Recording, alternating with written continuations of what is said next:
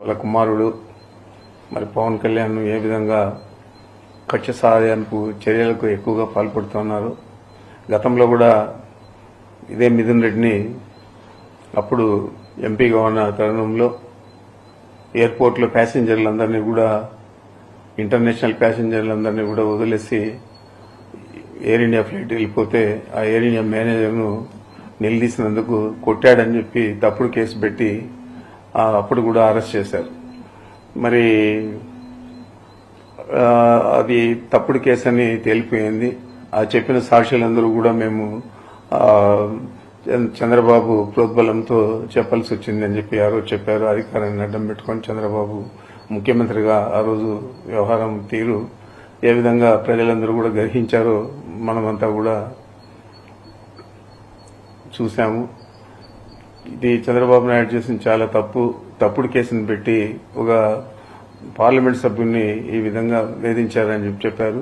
మరి ఇప్పుడు కూడా అతను అధికారంలోకి వచ్చినప్పటి నుంచి ఇప్పుడు దాకా అనేక కేసులు ల్యాండ్లు అంటాడు, లేకపోతే ఈ తప్పుడు కేసులు అన్ని కూడా మదనపల్లి ఫైల్స్ అంటాడు. ఆ ఫైల్స్ కు నాకు ఏం సంబంధం, ఇప్పుడు దాకా సంబంధం లేదని చెప్పి ప్రతి ఒక్కరు కూడా చెప్పారు.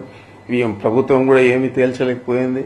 మరి ఇలాంటి తప్పుడు కేసులన్నీ కూడా అనేక రకాల కేసులన్నీ పెట్టి వేధించడం జరుగుతోంది. మరి అనేక రకాలుగా అనేక కేసులన్నీ కూడా మా మీద పెట్టడం జరుగుతోంది. ఇప్పుడు తారస్థాయికి చేరి ఈ లిక్కర్ స్కామ్ లో మా తనయుడు అంటే మిథున్ రెడ్డి గారి ప్రమేయం ఉందని చెప్పి ఆయన 3 సార్లు ఎంపీకి రాష్ట్ర ప్రభుత్వంలో ఏమైనా పాల్గొనేదానికి పాలు పంచుకునేదానికి అవకాశం ఉందని అడుగుతా ఉన్నాను. ఏదో జగన్మోహన్ రెడ్డి గారితో సఖ్యతగా ఉండాడని చెప్పి ఆ ఒక్క నెపం మీద అతని మీద ఫాల్స్ కేసు పెట్టి ఈరోజు మళ్ళా నిన్న సాయంత్రం అరెస్ట్ చేశారు. ఈరోజు జైలు కూడా పంపించే పరిస్థితి ఉంది. మరి మనం చూస్తున్నాం, ఇది కూడా చూడండి మీరు, తప్పకుండా ఇది కూడా తప్పుడు కేసుగా తేలుతుంది. మరి ఇలాంటి తప్పుడు కేసులన్నీ పెట్టి ప్రభుత్వాన్ని నడుపుతూ ప్రతిపక్ష పార్టీలను అదుపులో తీసుకోవాలనే ఒక వేరే ఆలోచన చంద్రబాబు నాయుడు చేస్తున్నాడు. తప్పకుండా దీని పర్యవసానం వచ్చే ఎన్నికల్లో కాదు, ఆయన రాజకీయ జీవితం మీదే ఒక తీరని మచ్చగా ఏర్పడుతుంది అనేది అతను ఆలోచన చేయలేదు. మరి ఎవరైనా రాజకీయాల్లో అంటే మంచి పేరుతో రిటైర్ అయ్యి బాగా పనిచేస్తాడని అనిపించుకోవాలి. ఆ విధంగా కాకుండా కక్షపూరితంగా విద్రోహ చర్యలకు ప్రభుత్వమే పాల్పడితే ప్రజలు ఎవరికి చెప్పుకోగలుగుతారని చెప్పి నేను అడుగుతున్నాను. ఈరోజు మిథున్ రెడ్డిని అరెస్ట్ చేయడం అనేది ఆయన ఎంపీనా లేకపోతే 3 సార్లు ఎంపీ మళ్ళా లోక్సభలో ఒక పార్టీకి నాయకత్వం వహిస్తా ఉన్నాడు.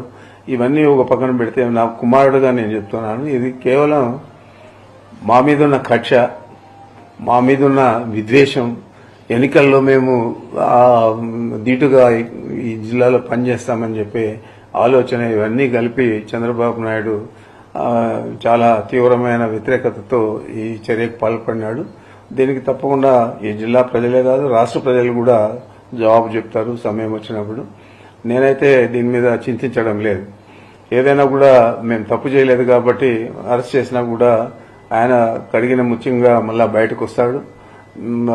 రాబోయే ఎన్నికల్లో మీరు ఏ విధంగా ఈ అపవాదులన్నీ కూడా ఈ అపకీర్తిని, మరి ఇట్లా అకృత్యాలను, ఇట్లా దుర్మార్గాలను మీరు ప్రజలకు ఏ విధంగా జవాబు చెప్తారో అనేది మీరు ఆలోచించుకోవాలని చెప్పి చంద్రబాబు చెప్తా ఉన్నా.